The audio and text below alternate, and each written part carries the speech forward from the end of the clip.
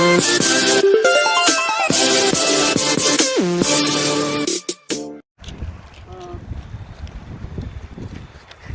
our whole track maintenance and track construction. Mostly track maintenance. The Wednesday Warriors go on and we have a whole winter crew that does track there. How big is the staff here, Rick? Volunteer staff. We have 300 active volunteers. Is that right? Whoa! Is that right? There you go, Austin. That's a lot of workers. Oh, you got the Western Pacific and Southern Pacific. That's 713 for Western and 5623 for Southern. Here's the train that I've seen last time I visited. These are locomotives here. Are typical late 40s, early 50s diesel. I guess the 1195, 62. They're all big General Motors D6-liter and V12 diesel engine. Medium speed, red lines at about 900 RPM. 606. Driving a huge 9-ton, 600-volt AC generator. And then each wheel set has got a traction motor hung off one side, geared to a bull gear on the axle. Classic diesel electric design. The same basic design is used in most diesel submarines. These two are coupled up. Look at this freshly painted one. That's nice. Is there a new generation of people who used to work out here? This is the Yeah, I wonder where I could find the builder's plates. I'm not sure. Might be This in the came phone. off of Richmond Pacific. It was SP's, obviously, and we've repainted it to It's original a colors. 1218. Is that right? Yeah, because by 1962 they've gone to the scarlet and gray. Oh, they said that usually they're like in the front and I think to the right. Usually on the side. I don't know if this one's got them. They tend to walk off. 'Cause this I don't see it anywhere. well, collectors. Oh, gotcha. Did you find it? I don't see the thing anywhere. Oh, wow. I think it's because this one belonged to Richmond Pacific and worked the scrapyard and the docks up in Richmond for a while. So it probably somebody removed it. Oh man. But this is actually an American locomotive, S6. It's got the 251 engine, which... Take a look at this. Yeah, let's go inside. We'll have a look here. Hey Dad, look at this. That's the Long 9010. left. Look at this. So let's go to the far end, and then we'll work backwards. So these working, Doug? Let's go to the far end, and I'll show you. Oh wow, look at this. That's the engine. Well, that's the battery car, right? Yeah, watch your foot on the hose here. Some serious volunteer work here. Someone wants to volunteer.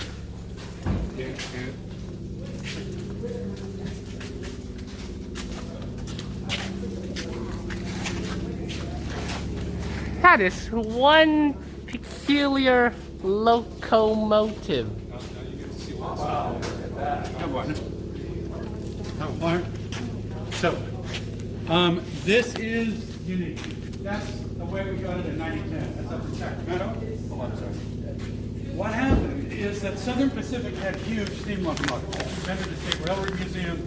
You know, they've got that cab forward up there. That's close to 6,000 boiler horsepower.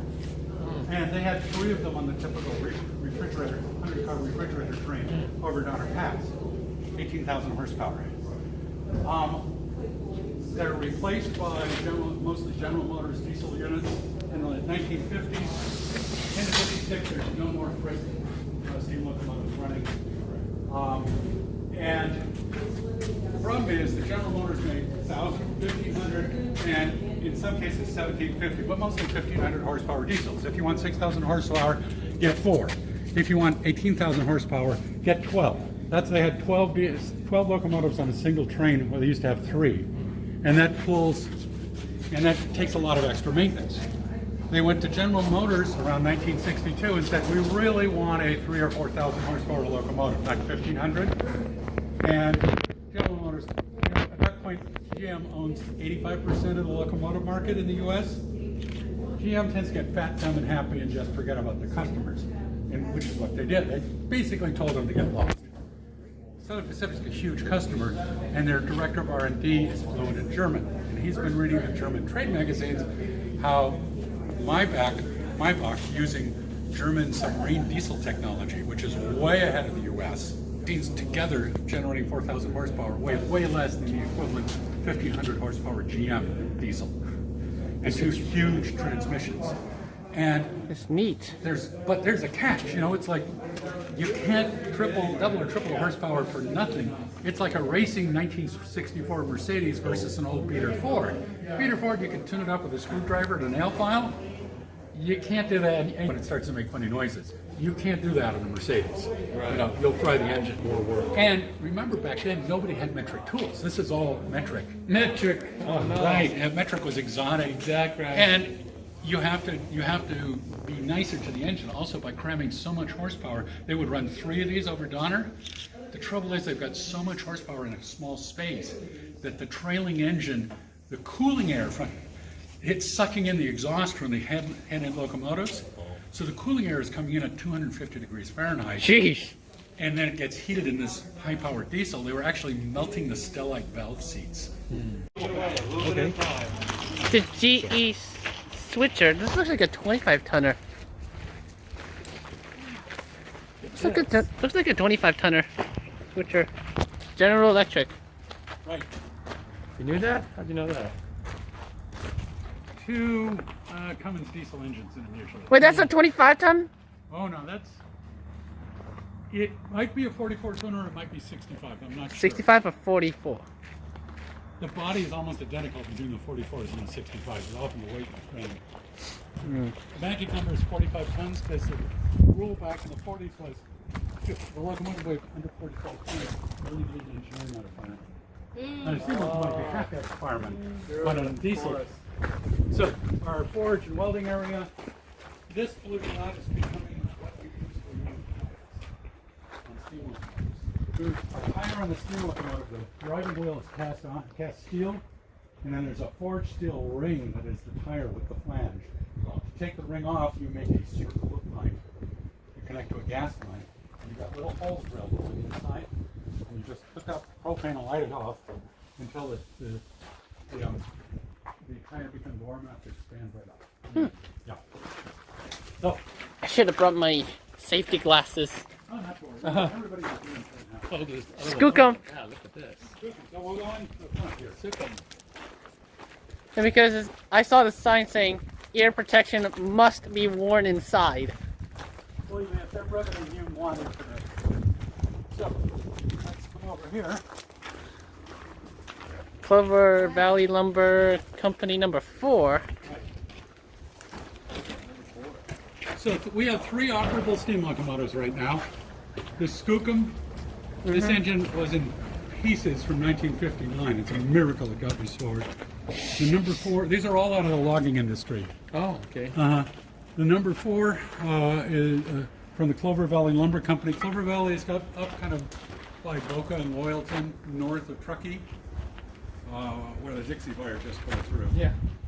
And unusually, this engine was built for Clover Valley Lumber, and it ran for years and years and years. It's kind of rolling and flat out on the eastern side of the Sierra, and so something like this is better than a Woods engine, which is slow but could go up a real steep grade.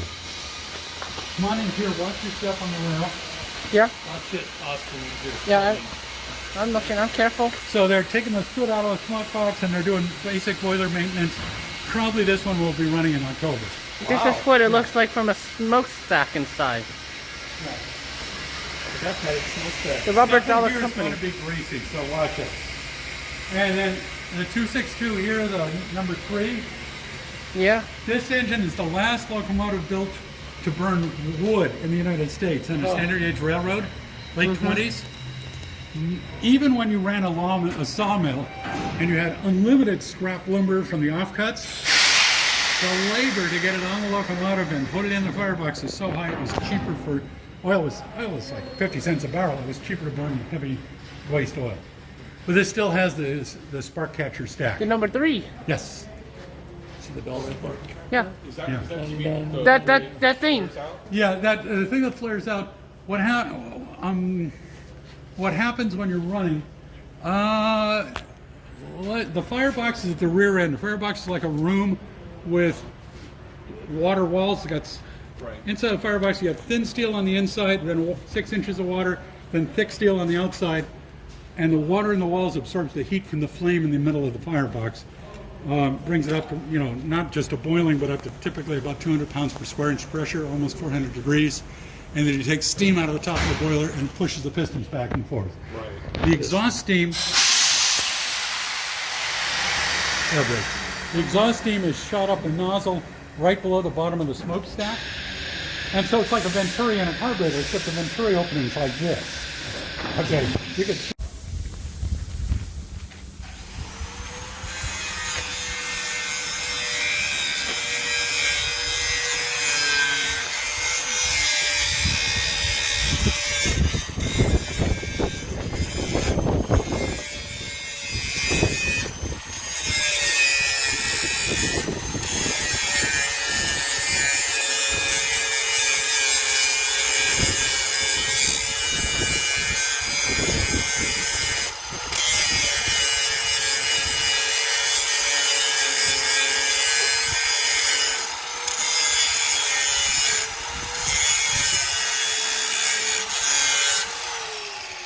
Oh, no! And then pin stuck to each of the hours have 2 big sheets and a nice light hard mounting behind the oil bird. Up of this drops down to the oil. Heavy coat. So drive wheels. Same section is this. So how 20 and up in section.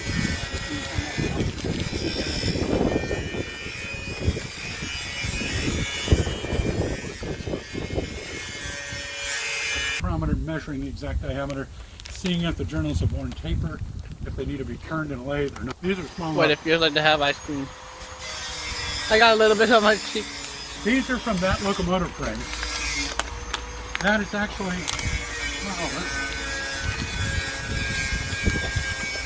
Finish it up, put it back in plastic because you got to get that all over your hand. I'm gonna have the plastic cover.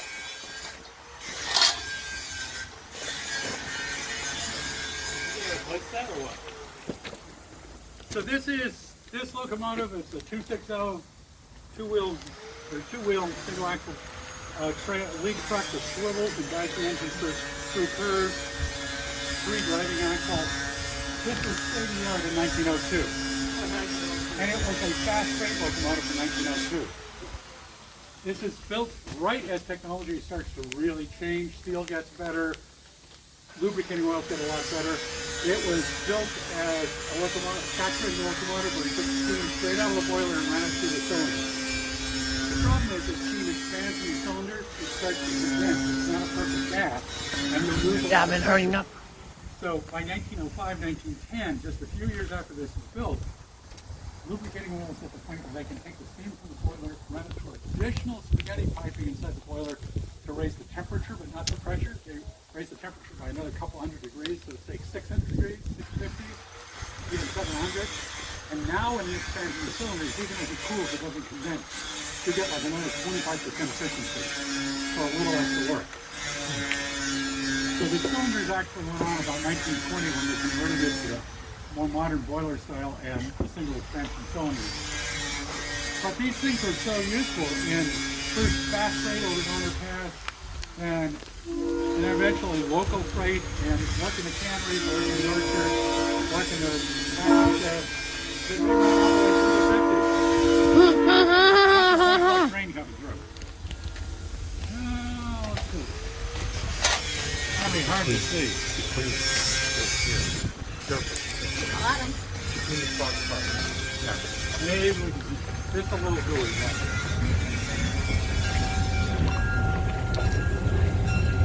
Oh yeah, you've got a good shot there.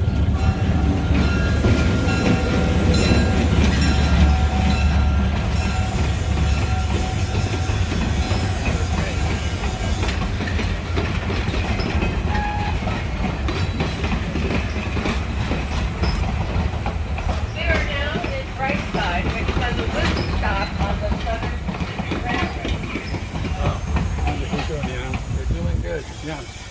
That was good. Now, where do we throw these away? Right here. I know, I'm trying to look it up, but it's just stuck on there. Okay. You'll live. Anyway, this engine Obviously, it's undergoing major overhaul. We got it for a dime on the dollar easily. It'll be a thing's great going- engine when we're done. And this thing was 1901, you said? 1902, but modernized in 1920. Oh, that's right. So it's modern. And in fact, Southern Pacific was way ahead of the curve in terms of technology. It's robust, it's reliable, and it served for almost 60 years. And if diesel locomotives hadn't come in, it could have served for 100 easy. Wow. And then we've got another bigger one coming in Wow. next year. Is that right? Yeah, because these are. Yeah, don't say. It's down in the Santa Clara County Fairgrounds, the 2479. Oh, I helped restore its sister, the 2472. So, You guys just can't stop. What a collection here. well, the 79 guys have no place to go. They need to get out of the fairgrounds, and they finally, the management has realized, they had Rod Dearden as their president or something like that, and Dearden just thought they could have a standalone railroad museum in San Jose, just like Sacramento. Right. Well, even Sacramento needs a state subsidy. We don't get any subsidy. We pay the county a percentage of our ticket sales. 2019 before COVID, or no, the year before COVID, the income was almost $1.5 million here, and it's mostly ticket sales. Some donations, some bequests, but it's mostly ticket sales. We're self-supporting. Now we are going to have to get grants and some big bequests or both, because this whole area ought to be covered with a huge shed. Whoa. We're doing the infrastructure. We put in a well so we can supply water to sprinklers, because the county won't allow any more buildings like this without sprinklers. And that makes sense now. You know, wildfires are just a much bigger issue than they were 30 years ago. Yeah. But you know, but we've done amazingly well. And we're still building track toward Pleasanton. We're about 3 miles from downtown right now. There's a lot of track past Sunol. Good track. And we had the federal track inspector in here a year and a half ago or so. Guys ready to retire. They start down in Niles. They come all the way up to Sunol. He hasn't found one recordable defect the whole trip. Oh, good. My whole career, I've never gone this far on Union Pacific, Santa Fe, you know, Western Pacific. I've never gone this far on anybody's railroad without a reportable defect. He said, Dad, I've do you have seen a enough. napkin? We do not need to see the rest of the railroad. You have just officially passed for the whole railroad, and we're having lunch. Wow. Yeah, That's great. yeah. It's the track's inspected every week by a professional, paid professional who's not a member, so there's no conflict of interest. Is that right? Yeah, yeah. That makes sense. Wow. That's Anything he impressive. finds-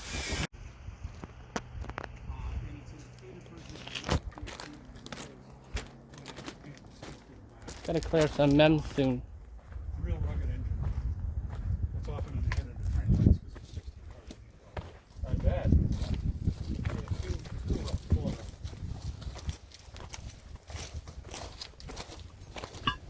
I gotta clear some MEMS soon. That engine that we saw in pieces with the driving wheels out from underneath, It's 101. 10,000 gallons of water, 3,000 of fuel oil. Oh yeah. Yeah, right. Engine's great shape. 10,000 gallons of water. Yeah. For an engine like this, that's about 2 hours running full out with a heavy freight. 10,000 gallons? And then of course you get water at each rolling stop, and that's why Coalinga is like this with the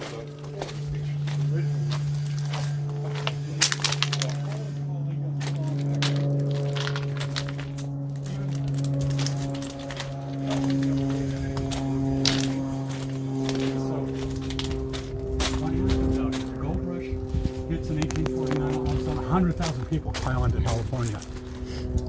And there's all these interior valleys, Central Valley, San Joaquin Valley, Sacramento Valley, Salinas Valley, they're empty. The Spanish have introduced a lot of cattle, but nobody's farming. And so what is the first thing farmers do when they homestead the land? They plant dry land. 1849. Yeah, I'm almost out of memory, so this is probably my last video. hold off and Yeah, you gotta see this car here. I just want to get that streamlined engine. We'll get there, buddy. Oh, look at this. Wow. oh, look at this. The 1856. This is a 1928 rail bus off the Skunk, the Cal Western. Oh, really? This is a rail bus! What happens when you mix a train and a bus? You got a rail. Hey, Austin, watch your step here. That's got some staples sticking out. Wee. Better watch out. Watch out for that.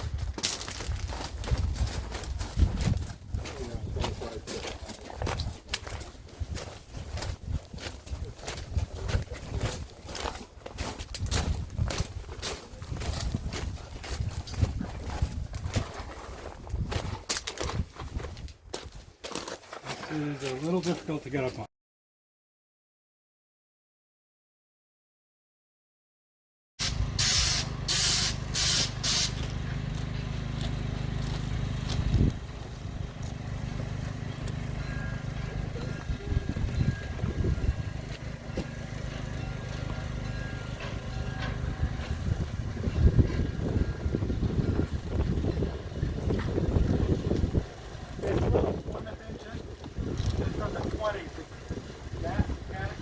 Hey!